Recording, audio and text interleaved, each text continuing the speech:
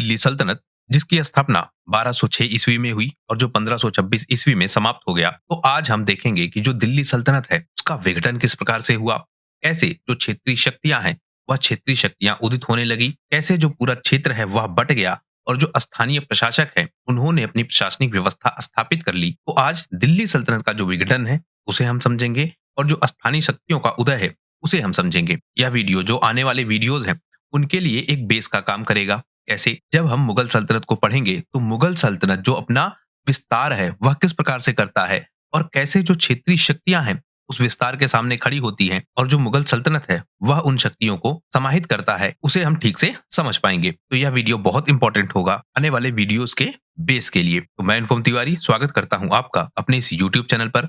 आइए देखें दिल्ली सल्तनत के विघटन को। सबसे पहला सवाल हमको यह समझना होगा कि जो दिल्ली सल्तनत 1206 ईस्वी में स्थापित हुई और 1526 ईस्वी तक चली, यानी लगभग 320 सालों तक जिस सल्तनत ने दिल्ली पर शासन किया, उस सल्तनत का पतन क्यों हुआ, उस कारण को हमें समझना होगा। सबसे पहले हम देखते हैं कि इनके बीच जो राजनीतिक अस्थिरता है वह लगातार बनी रही। इनके प्रशासनिक क्षेत्रों में विवाद होते रहे, जो इनके उत्तराधिकारी हैं उनमें विवाद होते रहे और जो शासक हैं वह हमको कमजोर दिखते रहे। कुछ शासक हम देखते हैं बहुत शक्तिशाली हैं और बहुत शक्तिशाली शासक क्या करते हैं, शक्ति का केंद्रीकरण, अपनी तरफ सारी शक्तियां खींच लेते हैं। लेकिन जब उनका उत्तराधिकारी आता है वह उतना प्रभावशाली नहीं होता है, उसके पास उतनी शक्ति नहीं होती है। तो होता क्या है कि जो उत्तराधिकारी है वह शासन को नहीं संभाल पाता है और राजनीतिक अस्थिरता पैदा हो जाती है, बहुत सारे विद्रोह पैदा हो जाते हैं और अंततः जो साम्राज्य है वह साम्राज्य कमजोर पड़ जाता है। तो जैसे हम देखते हैं कि जो अलाउद्दीन खिलजी था,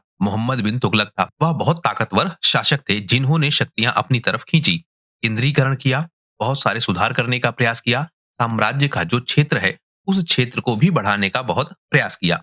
लेकिन इसके बाद क्या होता है, यानी इन सुल्तानों के अलावा जो पहले के सुल्तान होंगे या इनके बाद के जो सुल्तान होंगे वह प्रशासन को ठीक से नहीं चला पाएंगे, ना वह आर्थिक व्यवस्था को ठीक से चला पाएंगे, ना वह राजनीतिक व्यवस्था को ठीक से चला पाएंगे, ना वह सैन्य व्यवस्था को ठीक से चला पाएंगे, ना प्रांतों का जो प्रशासन है उसे ठीक से कर पाएंगे। तो भले ही कुछ शक्तिशाली शासक बीच में हमको मिलते हैं जो दिल्ली सल्तनत का विस्तार करते हैं, लेकिन उत्तराधिकारी ऐसे नहीं मिलते हैं जो दिल्ली सल्तनत को संभाल पाए। तो कमजोर शासक हैं और राजनीतिक अस्थिरता फैली हुई है। उसका प्रभाव यह पड़ता है कि जो दिल्ली सल्तनत है वहां पर बार बार सत्ता परिवर्तित होती है। हमने देखा कि अलग अलग वंश आए, गुलाम वंश, खिलजी वंश, तुगलक वंश, सैयद वंश, लोदी वंश, कई सारे वंश आए। तो बार बार सत्ता का परिवर्तन, दरबारों में बार बार षड्यंत्र। हम यह देखते हैं कि उत्तराधिकारी जो नियुक्त किए जाते थे, अगर अमीर उनको समर्थन नहीं देते थे तो वह उत्तराधिकारी भी शासन व्यवस्था को नहीं चला पाते थे। तो बहुत सारे जो दरबारी षड्यंत्र है वह काम करते हैं जिससे दिल्ली सल्तनत कमजोर पड़ जाती है। वहीं जो इनकी एक व्यवस्था है, इक्तेदारी प्रशासन की व्यवस्था, इस व्यवस्था में क्या था, इक्ता दिया जाता था, लेकिन इसमें भी बहुत सारे परिवर्तन होते हैं। कुछ लोग ऐसे आते हैं जो धार्मिक इक्ता देते हैं, कुछ लोग ऐसे आते हैं जो राजनैतिक इक्ता देते हैं, कुछ लोग ऐसे आते हैं जो आर्थिक इक्ता देते हैं और कुछ लोग ऐसे आते हैं जो इक्ता प्रणाली को ही समाप्त कर देते हैं। जैसे जब हम देखते हैं फिरोज शाह तुगलक को, तो वह धार्मिक इक्ताएं देता है, जिनमें जो उलेमा हैं, धार्मिक नेता हैं, उनको वह प्रशासन में भूमिका देता है, इक्ता वितरण में उनका प्रमुख रोल होता है। कुछ प्रशासक ऐसे आएंगे जो राजनीतिक विस्तार के लिए इक्ताओं का प्रयोग करेंगे, मतलब इक्ता उस प्रशासक को या उस क्षेत्रीय सुल्तान को या उस क्षेत्रीय शासक को देते थे जो राजनीतिक रूप से उनके साथ खड़ा होता था। वहीं कुछ प्रशासक ऐसे आएंगे जो इक्ता व्यवस्था को इसलिए विकसित करेंगे कि जो आर्थिक समस्या है या जो आर्थिक लाभ कमाने का लक्ष्य है वह लक्ष्य पूरा हो सके, यानी अलग अलग क्षेत्रों में इक्ताएं बांटी जाएंगी, उससे बहुत सारा टैक्स आएगा, व्यापारिक मार्गों पर नियंत्रण करने का प्रयास किया जाएगा, तो जो आर्थिक लक्ष्य है वह भी दिखेगा। फिर हमने देखा जो अलाउद्दीन जैसे सुल्तान है वह क्या करते हैं, इक्ता व्यवस्था को ही कमजोर कर देते हैं। उसके बाद जब हम देखते हैं लोदी वंश आता है, तो क्योंकि लोदी वंश अफगानी परंपरा का था तो इसने क्या किया, इक्ताओं का खूब सारा विस्तार किया। सबसे ज्यादा इक्ताएं हमको इसी के शासनकाल में दिखती हैं। तो बहुत सारे परिवर्तन हुए इक्ता व्यवस्था को लेकर। इक्ता व्यवस्था कभी एक तरीके से चल ही नहीं पाई।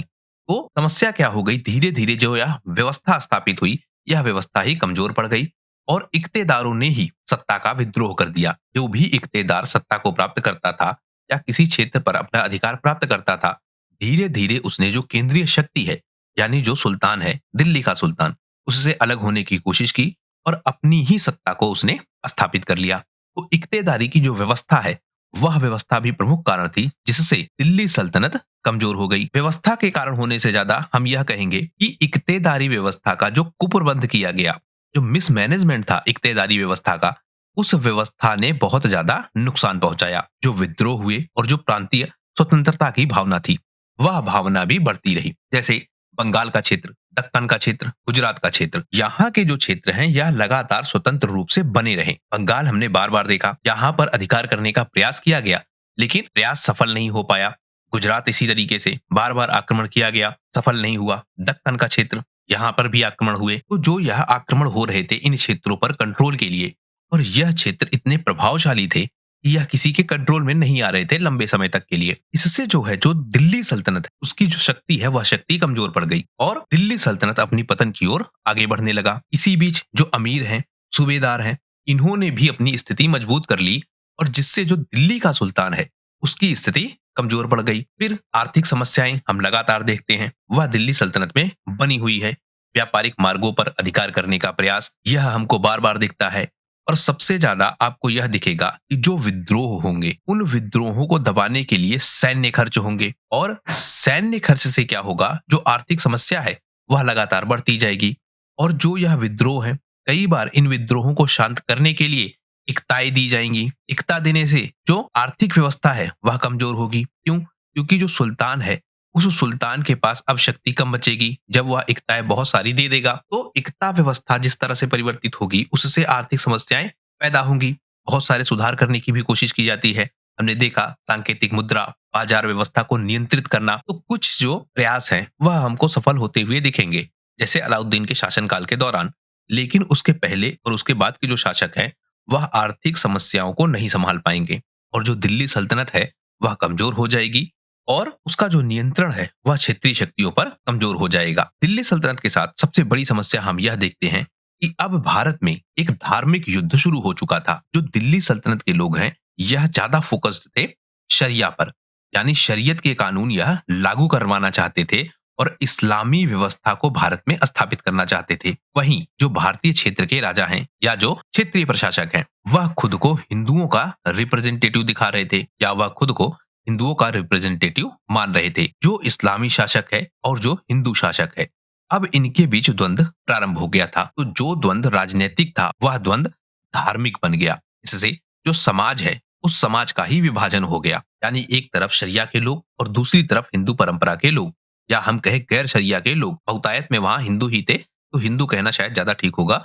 लेकिन टेक्निकली करेक्ट होने के लिए आप यह कह सकते हैं कि जो गैर हिंदू हैं वह सब। तो जो शरीयत के कानून है वह कानून और जो हिंदुओं के कानून है वह कानून और उससे जुड़े जो लोग हैं अब वह आपस में लड़ने लगे। तो दिल्ली सल्तनत एक तरीके से रिप्रेजेंटेटिव था शरीयत के कानूनों का, यानी इस्लाम के कानूनों का, और जो अन्य शक्तियां हैं वह इसका विद्रोह कर रही थी। तो यह भी एक प्रमुख कारण है जिससे समाज में बहुत अराजकता फैली। वहीं जो हम दिल्ली के सुल्तानों को देखते हैं तो हम यह पाते हैं कि जिस परंपरा से यह आते हैं यह जबरन धर्म परिवर्तन करवाते हैं, बहुत सारे हिंदू मंदिरों को लूटते हैं, उनको ध्वस्त करते हैं। तो जो यह इनकी नीति बन गई थी कि हिंदुओं का धर्म परिवर्तन करवाया जाए, हिंदू मंदिरों को लूटा जाए, तोड़ा जाए। तो यह व्यवस्था जो दिल्ली सल्तनत के साथ जुड़ चुकी थी और जो इनके क्षेत्रीय प्रशासक होते थे वह इसका खूब लाभ उठाते थे। वह मंदिरों को लूट लेते थे, लोगों का जबरन धर्मांतरण करवाते थे। तो इस सब के कारण जो सामाजिक द्वेष की भावना है वह पूरे सल्तनत काल में फैल चुकी थी। सैन्य व्यवस्था में जो कमजोरी है वह भी हम लगातार देख पाते हैं। क्यों?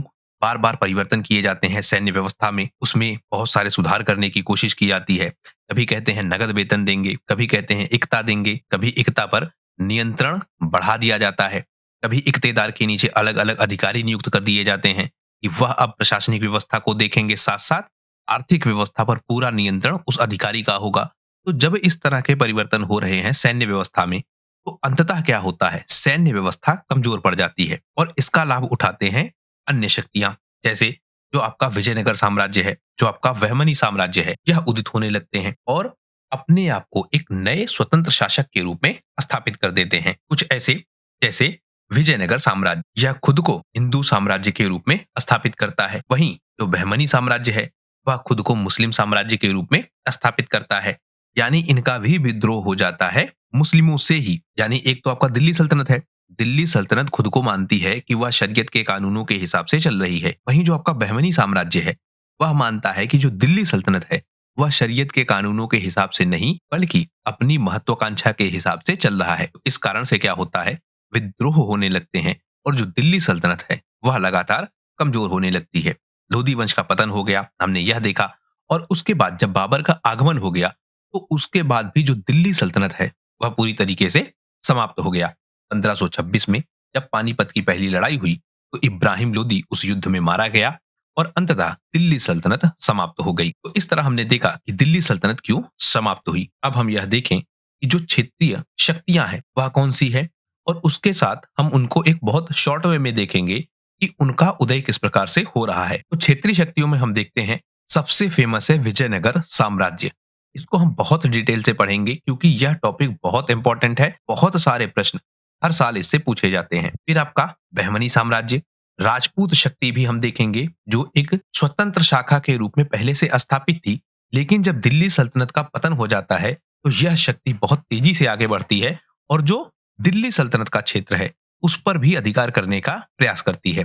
फिर आपका गुजरात सल्तनत, मालवा सल्तनत, बंगाल सल्तनत, अहमदनगर सल्तनत, उड़ीसा का जो गजपति साम्राज्य है, कश्मीर का जो शाहमीर वंश है, देवगिरी का क्षेत्र और मराठा का क्षेत्र, जौनपुर सल्तनत और अंत में खानदेश सल्तनत। तो ऐसी बहुत सारी क्षेत्रीय शक्तियां उदित होती हैं जो दिल्ली सल्तनत के विघटन के बाद हमको दिखती हैं। एक एक की चर्चा हम कर लेते हैं। सबसे पहले जो आपका बहमनी सल्तनत है, 1347 से लेकर 1527 तक इसका शासनकाल हमें दिखेगा। स्थान कहाँ है जहां बहमनी सल्तनत उदित हुई? तो जो आधुनिक महाराष्ट्र, कर्नाटक और आंध्र प्रदेश का क्षेत्र है, यहीं पर बहमनी साम्राज्य उदित हुआ। संस्थापक कौन है, यह भी पूछा जाता है, तो आप संस्थापक और स्थान दोनों जरूर याद रखिएगा क्योंकि यह आपसे बार बार पूछा जाता है। तो संस्थापक कौन है? हसन गंगू। फिर इसके विषय में कुछ चीजें हम देख लेते हैं, जैसे यह दक्षिण भारत में पहला मुस्लिम साम्राज्य था, यानी दक्षिण भारत में मुस्लिम सल्तनत के रूप में स्थापित होने वाला पहला साम्राज्य कौन सा था? बहमनी साम्राज्य। बाद में जो यह साम्राज्य है, यह 5 हिस्सों में टूट जाता है। जब हम विजयनगर साम्राज्य को पढ़ेंगे, तो वहां हम इन 5 हिस्सों की बहुत डिटेल में चर्चा करेंगे। क्यों करेंगे? क्योंकि जो यह आपके 5 हिस्से हैं, अहमदनगर, बीदर, बीजापुर, गोलकुंडा और बरार, यह क्षेत्र विवाद का कारण बनेंगे। इसके बीच बहमनी साम्राज्य के बीच और जो आपका विजयनगर साम्राज्य है, इन क्षेत्रों पर कभी कभी जो विजयनगर साम्राज्य है उसका अधिकार हो जाएगा, कभी बहमनी साम्राज्य का अधिकार हो जाएगा। तो एक विवादित क्षेत्र के रूप में हमें यह बार बार दिखेंगे। बहुत डिटेल से इसको हम कवर करेंगे। तो बाद में जो यह आपका बहमनी साम्राज्य है, यह 5 हिस्सों में टूट जाता है। इसके साथ साथ हम यह भी देखते हैं कि विजयनगर साम्राज्य एक प्रमुख शक्ति के रूप में इनके सामने खड़ा होता है और इनका बहुत लंबे समय तक द्वंद्व चलता है विजयनगर साम्राज्य से। अगले साम्राज्य को अगर हम देखें, तो वह है आपका राजपूत साम्राज्य। जब हम राजपूतों की बात करते हैं, तो इनका जो क्षेत्र है, वह अपने प्रारंभिक स्तर पर हमको दिखता है कि जो राजस्थान है और जो उसके आसपास का क्षेत्र है, वहीं पर हमको दिखता है। राजपूतों से संबंधित बहुत सारी संकल्पनाएं हमने देखी हैं, जैसे सूर्यवंशी, चंद्रवंशी, अग्निकुल। तो बहुत लंबे समय से हमको मिलते हैं कि राजपूत प्रशासनिक व्यवस्था में बने हुए थे। लेकिन जब दिल्ली सल्तनत का काल था, उससे पहले राजपूत थोड़ा उदित हुए, उनकी शक्ति में विस्तार हुआ। दिल्ली सल्तनत आ गई और दिल्ली सल्तनत ने राजपूतों की शक्ति को कुछ हद तक सीमित किया। हालांकि हम यह देखते हैं कि दिल्ली सल्तनत का बहुत ज्यादा द्वंद या बहुत ज्यादा इंटरफेयर नहीं होता है राजपूताना साम्राज्य में। लेकिन जब आपका दिल्ली सल्तनत कमजोर पड़ जाता है, तो राजपूत शक्ति विस्तार करती है, अपने क्षेत्रों को, अपनी सीमाओं को वह बढ़ाती है। इसमें हम देखते हैं कि जैसे मेवाड़ का क्षेत्र है, मारवाड़ का क्षेत्र है, अंबेर का क्षेत्र है, यहाँ पर प्रतापी योद्धा पैदा होंगे। मतलब ऐसे बहुत सारे योद्धा आपको दिखेंगे जो बहुत शक्तिशाली हैं, अपने साम्राज्य का वह विस्तार करेंगे। इसके अलावा जो राजपूत शक्ति है, वह ज्यादा प्रभावशाली होगी हिंदुओं के रिप्रेजेंटेटिव के रूप में। क्यों? क्योंकि जो आपका दिल्ली सल्तनत है, वह खुद को रिप्रेजेंट कर रही थी इस्लामी साम्राज्य के रूप में। शरीयत के कानून लागू करना, जजिया वसूलना जबरदस्ती, और जो टैक्स रेट है, भूमि कर का रेट, उस रेट में भी हमको अंतर मिलता है। जैसे हमने देखा था कि जो आपके मुसलमान हैं, उनको 5 से 10% तक टैक्स देना पड़ता था। वहीं जो आपके हिंदू हैं, उनको 1/2 से 1/3 तक टैक्स देना पड़ता था। यानी 50% से लेकर 33.33% इतना टैक्स देना पड़ता था, या तो एक तिहाई या आधा। वहीं दूसरी तरफ व्यवस्था क्या है, 5% या 10% टैक्स की व्यवस्था। अब इससे समस्या क्या है, यह साफ साफ दिख रहा है कि धार्मिक आधार पर टैक्स लिया जा रहा है, यानी धार्मिक भेदभाव किया जा रहा है। तो इसका उत्तर कौन देगा? इसका उत्तर दे रहे थे राजपूत। तो इस तरह से राजपूत शक्ति भी विस्तार करती है। राजपूत शक्ति अपनी कला के लिए, अपनी संस्कृति के लिए, अपनी वास्तुकला के लिए बहुत प्रभावशाली तरीके से दिल्ली सल्तनत के क्षेत्रों पर विस्तार करती है। वहीं जो मेवाड़ के राजा है महाराणा प्रताप, वह मुगलों के खिलाफ भी संघर्ष करते हैं।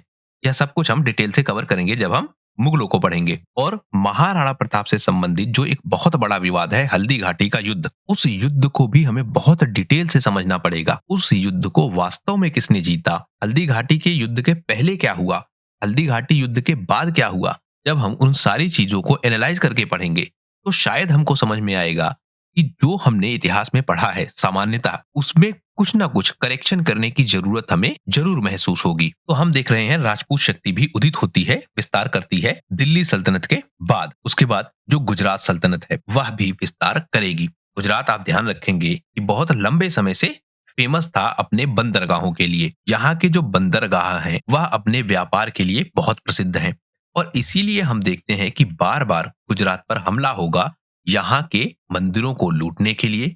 और यहाँ के जो बंदरगाह हैं, सबसे फेमस चीज कि बंदरगाहों पर अधिकार किया जाए, उसके लिए आक्रमण होंगे। तो गुजरात सल्तनत की स्थापना किसने की? जफर खान ने, जो पहले दिल्ली सल्तनत का ही एक गवर्नर था। यह जो गुजरात क्षेत्र है हमेशा से बहुत समृद्ध क्षेत्र था, यानी जो आर्थिक व्यवस्था है गुजरात की वह बहुत ताकतवर थी। और उसका सबसे बड़ा कारण क्या था? एक तो आपका बंदरगाह, दूसरा आपका व्यापारिक मार्ग, जिस वजह से गुजरात एक शक्तिशाली केंद्र के रूप में बसा हुआ था। इसलिए हम देखते हैं कि गुजरात पर बार बार आक्रमण होते हैं और गुजरात को अपने अधीन करने का प्रयास किया जाता है। यहाँ जो खंभात है, सूरत का क्षेत्र है, यह बहुत फेमस था। इसलिए हम देखते हैं कि जो मुगल साम्राज्य है वह भी इस क्षेत्र को अपने अधिकार में लेने का प्रयास करती है। तो यह हो गया आपका गुजरात सल्तनत। अगला अगर हम देखें मालवा सल्तनत, यह भी उदित होती है। कहाँ पर? जो मध्य प्रदेश का क्षेत्र है वहां पर। संस्थापक कौन है? दिलावर खान, यह भी आप ध्यान रखेंगे। इसके बाद हम देखते हैं कि यह एक मुस्लिम सल्तनत है। सबसे मेन चीज आप ध्यान रखेंगे। फिर जो मांडू का क्षेत्र है वहां यह सबसे ज्यादा फेमस है, यानी मांडू इनका केंद्र है जहां से यह सल्तनत फेमस है। मांडू ज्यादातर किस लिए फेमस है? अपनी वास्तुकला के लिए। इसके अलावा बाद में हम देखते हैं कि जो मुगल साम्राज्य है उसने न केवल गुजरात पर बल्कि मालवा पर भी अपना अधिकार स्थापित कर लिया। अगला सल्तनत बंगाल का सल्तनत। बंगाल के केस में हम बार बार यह देखते हैं कि बंगाल लगभग लगभग स्वतंत्र बना रहा, चाहे वह प्रारंभिक मध्यकाल हो, चाहे मध्यकाल हो या अंतिम मध्यकाल। अब इसमें आप डिविजन्स हैं, आप समझेंगे बाद में, लेकिन आप यह मानिए कि जो मध्यकाल का प्रारंभ है वहां पर भी हम देखते हैं जो मध्यकाल का मध्य भाग है वहां पर भी, और मध्यकाल का जो अंतिम भाग है, यानी मुगल साम्राज्य जब समाप्त होगा उस समय भी जो यह बंगाल का क्षेत्र है यह लगातार स्वतंत्र बना रहेगा। बीच बीच में कुछ समय के लिए इन पर नियंत्रण स्थापित होगा, लेकिन ज्यादातर हम यह देखते हैं कि यह स्वतंत्र बना रहता है। कारण क्या? बंगाल का क्षेत्र आर्थिक रूप से बहुत संपन्न था। यहाँ के जो स्थानीय लोग हैं उनके पास धन काफी था, और इसके लिए सबसे बड़ा कारण क्या था? सूती वस्त्र उद्योग, यह बहुत फेमस था बंगाल का। तो इसलिए हम देखते हैं कि बंगाल एक बड़ी शक्ति के रूप में उदित होता है। इस सल्तनत की स्थापना किसने की? शमसुद्दीन इलियास शाह। मतलब जब दिल्ली सल्तनत कमजोर पड़ गई उसके बाद किसने स्थापना की? शमसुद्दीन इलियास शाह। अब यहाँ आप देख रहे हैं कि 1342 में ही स्थापना हो चुकी है, जबकि दिल्ली सल्तनत 1526 तक चलती रही। तो जैसा मैंने अभी आपसे पीछे कहा, यह जो बंगाल का क्षेत्र है यह लगातार यह कोशिश कर रहा था कि स्वतंत्र बना रहे, और बहुत बार इसको सफलता भी मिलती है। तो उसी क्रम में हम देख रहे हैं कि शमसुद्दीन इलियास शाह बंगाल में एक स्वतंत्र शासक के रूप में उदित होता है। बाद में जब हम मुगल काल देखते हैं तो अकबर ने इस क्षेत्र पर अधिकार कर लिया और यह मुगल सल्तनत में शामिल हो गया। अगला सल्तनत अहमदनगर सल्तनत। इसमें हम देखते हैं कि यह क्षेत्र कौन सा है। सबसे पहले तो यह महाराष्ट्र का क्षेत्र है जहां पर यह सल्तनत स्थापित हुई थी। यह प्रारंभ में जो बहमनी साम्राज्य था उसी का एक हिस्सा था, और बाद में बहमनी साम्राज्य से यह अलग हो गया और एक नई सल्तनत के रूप में स्थापित हो गया। उसके बाद हम देखते हैं जब मराठा शक्ति उदित होगी उस समय भी जो अहमदनगर है इसका विवाद होगा मराठा शक्ति से भी। तो यह हो गया आपका अहमदनगर सल्तनत। अगली सल्तनत की चर्चा करें, ओडिशा का गजपति साम्राज्य। इसका संस्थापक कौन है? कपिलेंद्र देव। यह आप ध्यान रखेंगे। तो यह पूर्वी भारत का एक हिंदू साम्राज्य है। पूर्वी भारत में स्थापित हुआ। उड़ीसा पूर्वी भारत में है और वहां पर स्थापित यह एक हिंदू साम्राज्य है। इसके अलावा यहाँ के जो मंदिर हैं वह बहुत फेमस है। तो हो गया आपका गजपति साम्राज्य उड़ीसा का। अगला साम्राज्य कश्मीर का शाहमीर वंश। इसकी स्थापना किसने की? शाहमीर ने। तो उन्हीं के नाम पर यह वंश का नाम है। कश्मीर का यह वंश एक मुस्लिम शासक के रूप में स्थापित था और हमने इसकी भी चर्चा की कि जो मुस्लिम शासक हैं वह भी दिल्ली सल्तनत का विरोध करने लगे। जो शरीयत के कानून हैं उनका भी विरोध प्रारंभ हो गया था, क्योंकि कुछ ऐसे मुस्लिम शासक हमको दिखने लगे थे जो यह मान रहे थे कि दिल्ली सल्तनत के लोग सारा कंट्रोल अपने हाथों में रखने के लिए ऐसी व्यवस्थाएं जानबूझकर बना रहे हैं कि शक्ति उनके पास केंद्रित हो जाए, और उसके लिए सहारा किसका ले रहे हैं? शरीयत के कानूनों का। तो इनका मानना यह था कि दिल्ली सल्तनत के लोग शरीयत के कानूनों का दुरुपयोग कर रहे हैं। तो इसी तरह का वंश है शाहमीर वंश, जो अपनी कला, संस्कृति और साहित्यिक केंद्र के रूप में बहुत फेमस है। इसी तरह हम देखते हैं जो आपका जौनपुर सल्तनत है, यह भी फेमस है। जौना खान के नाम पर इसे बसाया गया था, यह भी हमने देखा था। बाद में हम देखते हैं कि जो आपका मलिक सरवर है, जिसे ख्वाजा जहान की उपाधि दी गई है, यह एक अलग शासन व्यवस्था स्थापित कर लेता है। कहाँ? जौनपुर में। और बाद में जहां सरकी वंश की नींव पड़ जाती है। जौनपुर अपने कला के लिए, अपनी सांस्कृतिक और शैक्षणिक विकास के लिए बहुत फेमस है। इसीलिए हम देखते हैं कि इसे सिराजे हिंद की उपाधि दी गई है। हमने यह भी देखा कि यह उपाधि क्यों दी गई है, क्योंकि ईरान में इसी तरह का एक क्षेत्र था जो अपनी कला के लिए, अपनी संस्कृति के लिए और सबसे ज्यादा बहुसंस्कृति के लिए, यानी एक से अधिक धर्मों की संस्कृति के लिए फेमस था। तो इसी तरह का जो स्थान है जौनपुर, वह भी हमको दिखता है। यहाँ की जो मस्जिदें हैं, इमारतें हैं, वह बहुत फेमस है। और बाद में यह आपका लोधी वंश के अधीन आ जाता है। कब? 1479 में। और बाद में जब मुगल वंश आता है तो यह भी जौनपुर पर अधिकार कर लेता है और जौनपुर मुगल सल्तनत के अंतर्गत आ जाता है। इसके बाद हम देखते हैं खानदेश सल्तनत। यह जो खानदेश है, यह कहाँ है? जो महाराष्ट्र का क्षेत्र है और वहां पर भी जो ताप्ती नदी का क्षेत्र है वहां हमको मिलता है। संस्थापक कौन है? मलिक राजा फरूकी। यह भी इंपॉर्टेंट चीज है। इसके बाद हम देखते हैं कि जो खानदेश है यह भी एक मुस्लिम सल्तनत थी और इसका केंद्र क्या था? बुरहानपुर। जो आपका यह बुरहानपुर है, यह फेमस किस लिए है? व्यापार के लिए, वास्तुकला के लिए। और बाद में जो यह आपका खानदेश सल्तनत है यह भी मुगल साम्राज्य में शामिल हो जाता है, यानी मुगल साम्राज्य इस पर अपना अधिकार स्थापित कर लेती है और 1601 में अकबर ने इस पर अधिकार करके मुगल सल्तनत का विस्तार किया। तो इस तरह हम देखते हैं कि कैसे दिल्ली सल्तनत का पतन हुआ और कैसे उसके बाद जो क्षेत्रीय शक्तियां हैं वह क्षेत्रीय शक्तियां उदित हुई। इनमें से जो यह क्षेत्रीय शक्तियां हैं कुछ को हमें बहुत डिटेल से देखना पड़ेगा। क्यों? क्योंकि वह परीक्षा के लिए बहुत इंपॉर्टेंट है। जैसे बहमनी साम्राज्य, विजयनगर साम्राज्य, बंगाल का जो क्षेत्र है वहां की शासन व्यवस्था, राजपूताना व्यवस्था, मेवाड़ का क्षेत्र, तो इन सब को डिटेल से हमको समझना पड़ेगा।